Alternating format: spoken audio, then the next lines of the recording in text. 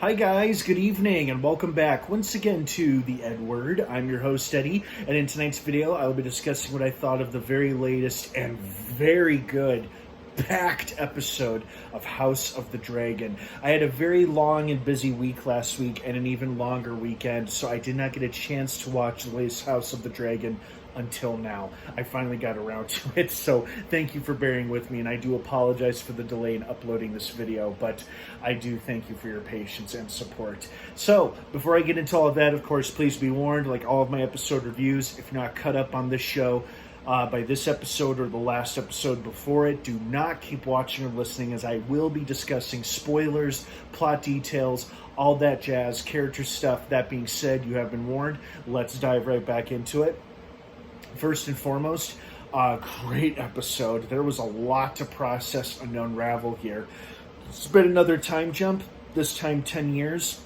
Alicent and Rhaenyra have unfortunately been recast. Well, not unfortunately. The two new ladies did a great job in this episode playing their respective characters. It's just a shame to say farewell to the two younger actresses who both knocked it out of the park the first half of this season. They both were excellent, and I'm sorry to see them go, and I wish them good luck in wherever their career takes them next. I hope we get to see them again someday in this franchise, but they were great, and I thank them for their contribution to it. But now we have these two new ladies filling the roles, and they both played the roles quite well. The actress they got to play the grown-up Alicent looks exactly like the younger actress that got to play the same character. It's like if you just aged her 10 years, this is what she would look like. Spot on casting. Hats off to the casting director or whoever cast her in this role. Very, very good choice. I was just impressed with how much they physically resembled one another. It was very cool. Boy, this episode had a lot of dragons in it. We got some pretty cool looking dragons and pretty memorable dragon sequences. The size of that big mother, the one that Daemon's wife was riding on while they were flying around and racing with each other, that was a big sucker. And then he ends up putting his rider down at her own request. It's like she'd rather die by fire than by childbirth. Okay, I mean, both seem equally painful, but I guess she committed suicide by dragon, and it was her own dragon that put her down, and not even Daemon could stop her. But, man, at least the dragon is still alive, because that thing is bitching. The dragons look so good in this show. So very, very cool. And just gorgeous, gorgeous creatures. We've met a new character we've all grown to dislike already, Larys Strong, the guy with the cane who had his own father and brother murdered so that the Queen's father could be renamed as Hand of the King again.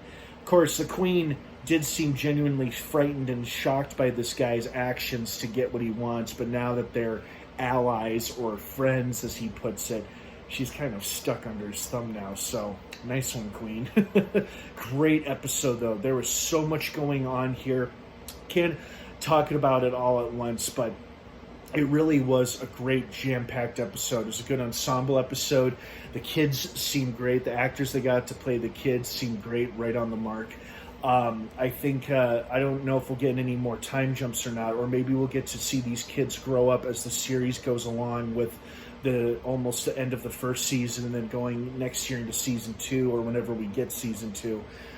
Just great episode overall. So much happened and unraveled, and there's a lot to process, but this felt like a really good episode of Game of Thrones, which, you know, isn't surprising because it's in the same vein, part of the same franchise. It's a prequel. But there was so much happening in terms of excitement and character drama and build-up and what the fuck moments. It felt like a great episode of Game of Thrones. Like, all the elements that made Game of Thrones great, I felt like were reflected well in this episode of House of the Dragon, if that makes sense. But man, what an episode it was. I really hope you guys liked it as much as I did. I thoroughly enjoyed it very much. There was a lot happening, and you know, despite it feeling a bit convoluted in the beginning, it all became very clear as the episode moved along. And I really enjoyed it, as I hope you guys did too. So what did you think of this episode? I'd love to hear your thoughts and feelings on it. Thank you so much for watching. And a deep, deep, heartfelt thank you to those of you who've recently subscribed to this channel. It absolutely warms my heart, and I super, ooper duper appreciate all of you for your loyalty and your subscriptions to this channel. I sincerely thank you, and from the bottom of my heart. I noticed I had a recent subscriber spike lately, and I just want to say thank you so much. Your support means a lot to me.